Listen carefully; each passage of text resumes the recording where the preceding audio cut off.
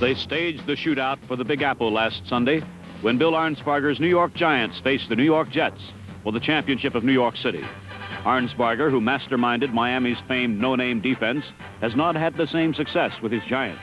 His defense is giving up 21 points per game, but if that is hurting him, his offense is killing him. Only 4 teams in the NFL have scored less points.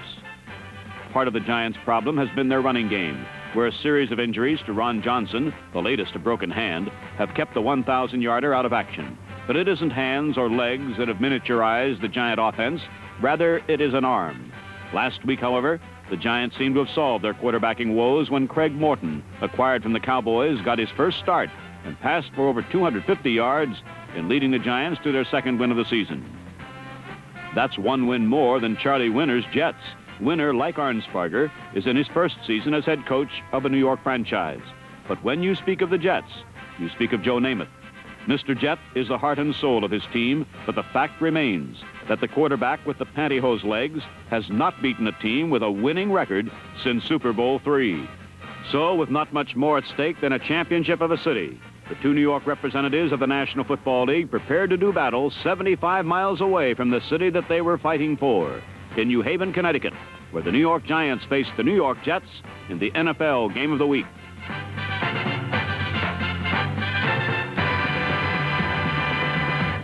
For Craig Morton, who was to have a super first half, rollouts and play action would be the order of the day, for Morton learned early that his pass pocket was no place to be.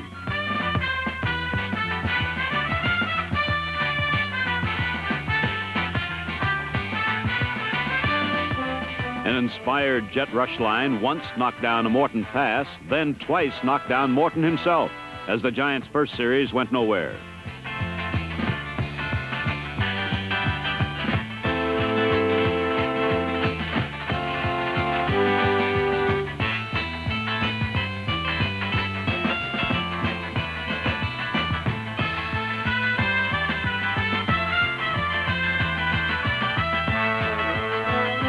Unlike Morton, who started slowly, Joe Namath was off and winging on the Jets' first series, hitting 3 for 3 and moving his offense in for a score.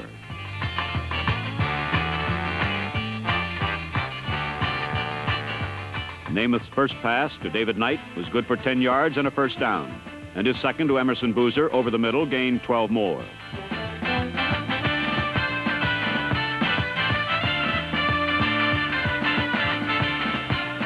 Then from the Giant 19, Namath used play action, got time thanks to his fake, and nailed a lonely Knight for the touchdown.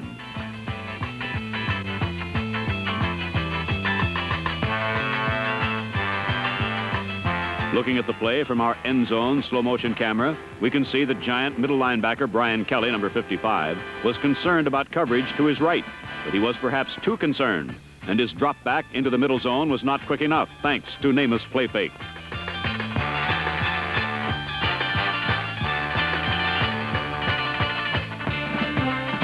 Kelly's momentary indecision enabled Knight to break open behind him, hence Knight's wide open status at the goal line.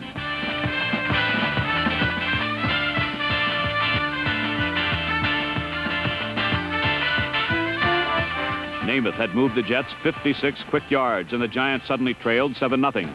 So Morton forsook the passing attack that had brought him bruises on his first series, and on a 17-play drive, he ran the ball 12 times, including the first 6 plays in succession.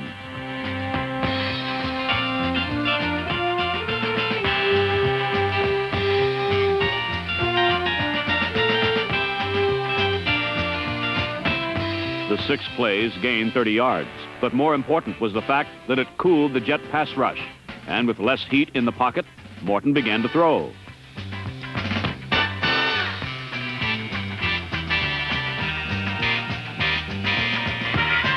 An out pattern to Walker Gillette gained 6 yards. Another pass caused an interference penalty and a first down, and still another pinpoint sideline toss to Bob Grimm put the Giants on the Jet 5.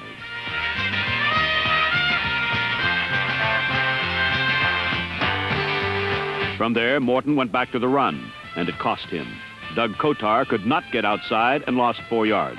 The loss forced Morton to pass, and he could not get the touchdown.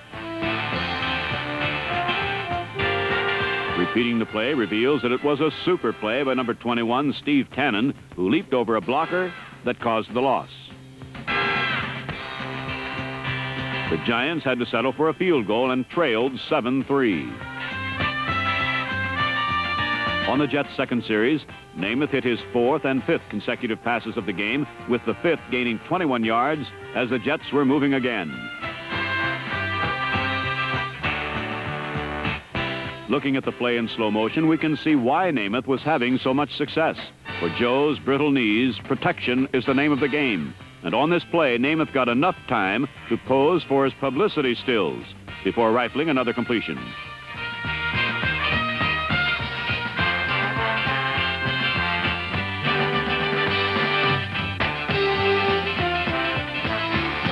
Namath would go on to complete his first 7 passes, but Morton wasn't having a bad day either, and the Giants soon claimed the lead.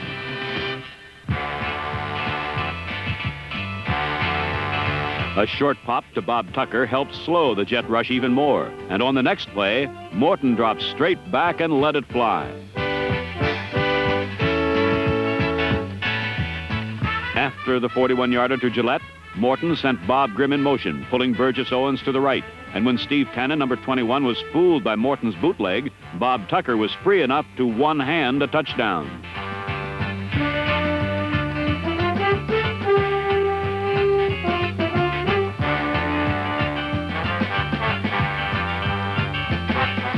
The Giants led for the first time in the game 10-7. And when their defense held, Morton tried one-hand Tucker again.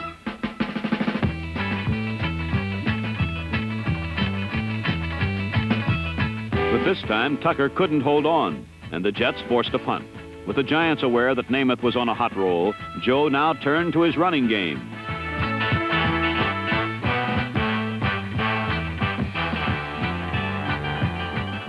Rookie Bob Burns ran a draw for 12. Then old reliable Emerson Boozer gouged out 9 more yards before his shirt stopped him.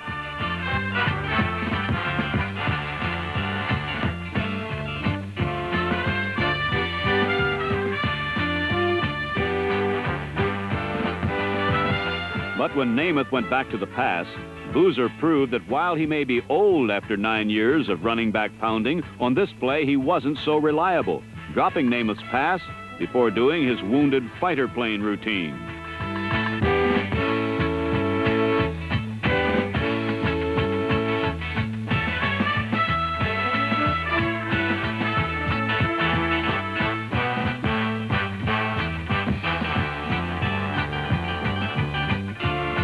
A repeat shows why Boozer was so upset with himself. He was wide open at the 10 and saw touchdowns out of the corner of his eye. But he tried to get into the end zone before he had the ball.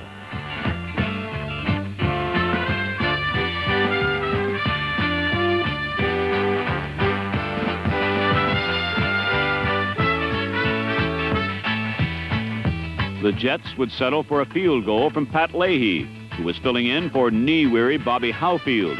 And Leahy's uniquely sideward spinning kick brought the Jets into a 10-10 tie.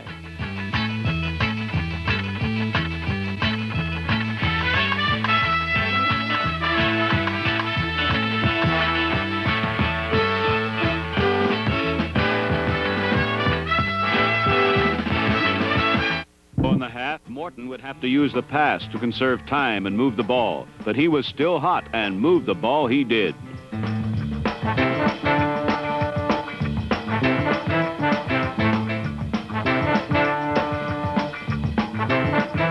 On their late first-half drive, Morton threw 8 passes, completed 6, and brought his first-half yardage total to 170 yards.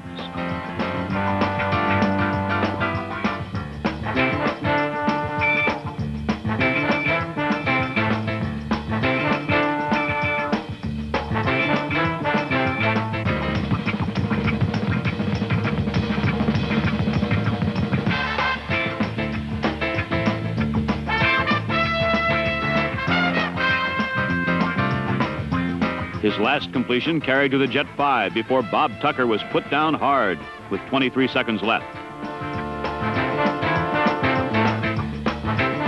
From there, Pete Gogolak notched his second field goal of the game, and after the first half of the battle for New York, the Giants led the Jets 13-10.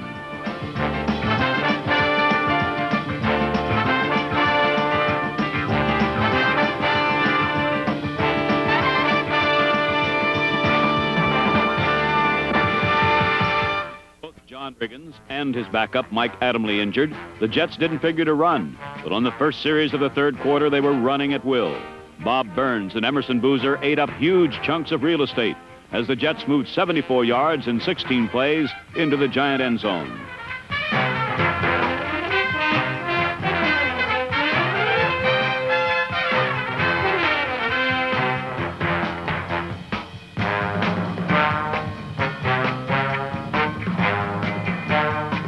However, the touchdown by third-string running back Hank Bjorklund was wiped out by a holding penalty, and the Jets had to settle for a 22-yard field goal by inexperienced rookie Pat Leahy.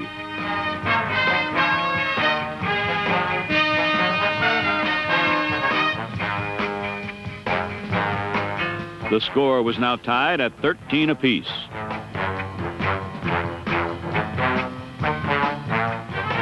The Giants had passed extremely well in the first half. As we said, Craig Morton hit on 14 of 21 passes for 170 yards. With Morton hot and Ron Johnson out, they had no pretensions about their ground game. So, though Leon McQuay turned right end for a 7-yard pickup on the Giants' first series, Morton quickly returned to the air.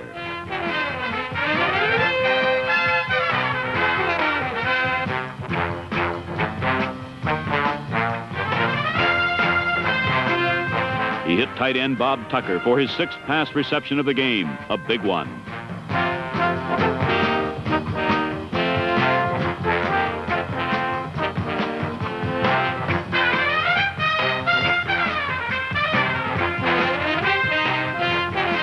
The play went for 26 yards, and Morton soon capitalized on it further by finding Bob Grimm in the right-hand corner of the Jet end zone for the go-ahead score.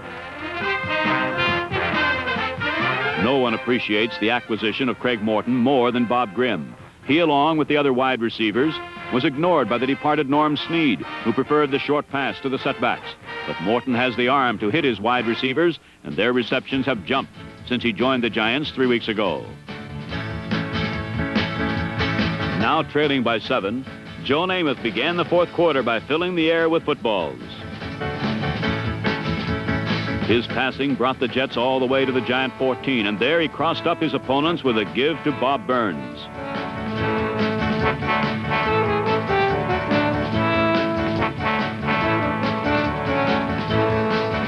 The unknown rookie from Georgia was the surprise of the game with a total of 101 yards on the ground on a day that passing predominated. After Burns picked up 9 yards to the 5, Namath handed off to Emerson Boozer on 2 consecutive downs that gained a yard each.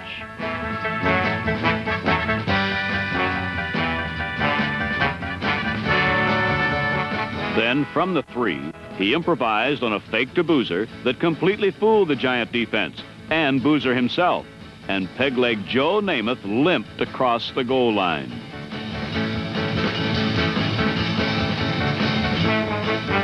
I didn't tell Boozer. I didn't tell anyone, said Namath later. It works better that way. He especially didn't tell his coaches, who nearly fell out of their seats. It was a big play, a courageous call from a guy who, in his own words, can't even run across the street. And the Jets mobbed their inspiration.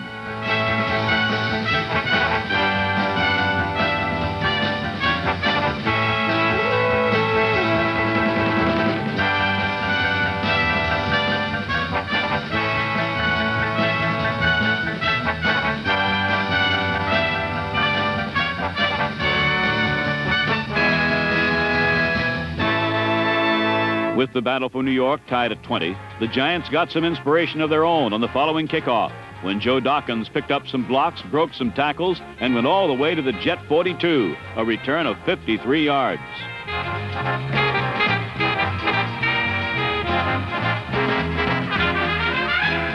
Dawkins is another big acquisition for the Giants. He's averaging a whopping 6.6 yards a carry and has caught 27 passes for the Giants.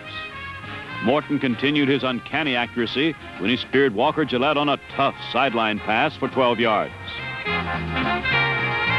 With a first down and the ball on the Jet 30, now the Giants were in excellent shape to score. But here the Jet defense got really tough and with good pursuit, stopped the Giants' offense stone cold.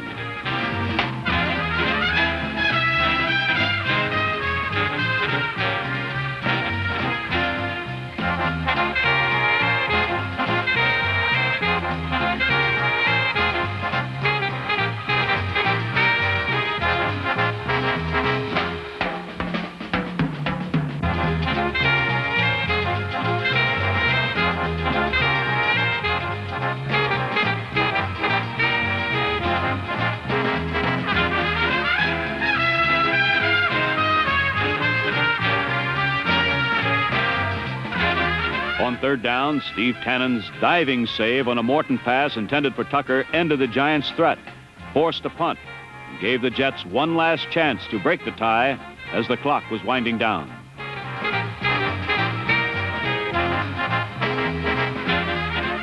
From his 35, a Namath to Burns swing pass with fine second effort gained 17 yards.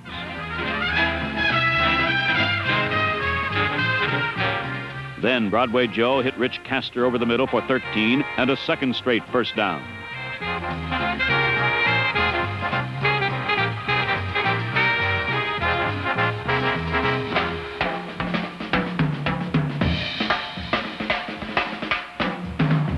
Now, deep in Giant territory, with just over a minute remaining, Namath was pressured by number 81, Jack Gregory, but found his release man, Bob Burns, and a potential loss was turned into a 13-yard gain.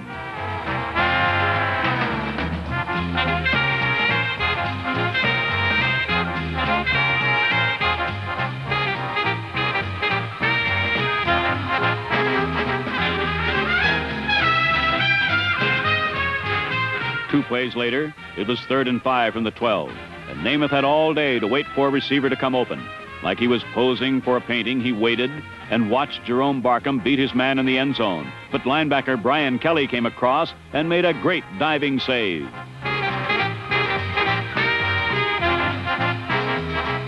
It was a clutch play for the second-year man from California Lutheran, but it seemed it would only serve to delay the inevitable. For with just 16 seconds showing, Pat Leahy, a free agent signed only 2 days ago to replace the injured Bobby Howfield, had only a chip shot from the 16 to win the game. But here again, the Giants' defense made a big play in a pressure situation. The kick was blocked by Jim Steinke. The Jets' threat was over, and the game ended in a 20-20 tie. The battle for New York would now go into sudden death overtime.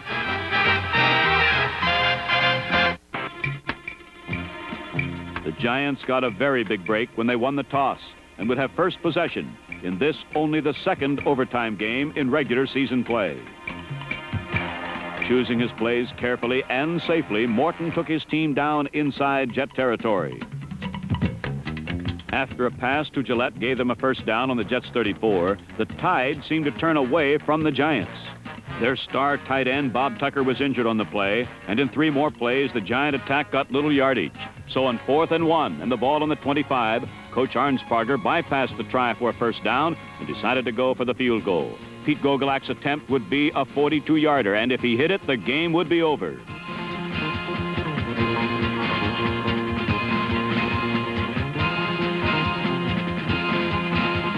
Despite the officials' vehemency, Gogolak angrily disagreed with the call, although eyewitnesses behind the goalpost supported the official. The Giants had missed a golden opportunity to win, and now it was the Jets' turn to try. Starting at the 25, the point where the Giants' field goal was missed, Namath read the zone perfectly, passed to tight end Rich Castor all alone over the middle. It was the only time all day the Giants used double-double coverage. Namath read it and burned them for 42 yards all the way to the Giant 33.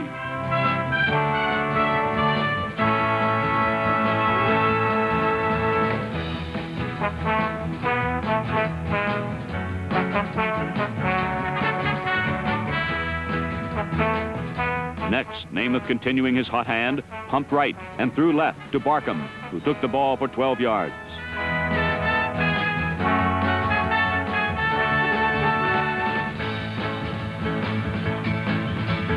Three plays later from the 5, Joe Namath, pressure passer without fear, calmly threw over the head of linebacker Brad Van Pelt and hit Emerson Boozer for the winning touchdown.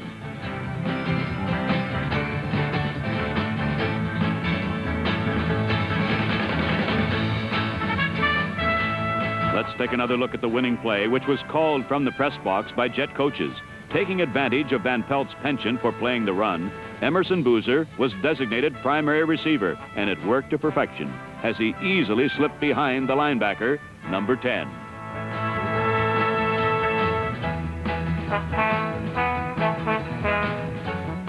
So, with 6 minutes, 53 seconds of overtime elapsed, the Jets had won the bragging rights to the city of New York. Appropriately, Joe Namath has been the decisive factor in this, the first game ever in NFL history to be decided by the new overtime rules. Earlier this season, Denver and Pittsburgh played to a tie when neither team scored in the extra period. The NFL's Battle of New York had been fought in the air, and the two quarterbacks had been superb, but the difference had been Joe Namath and his play under pressure. In the Yale Bowl, Namath, definitely no Ivy Leaguer, had enjoyed one of his finest moments. For fans of football artistry, it had been much too long in coming.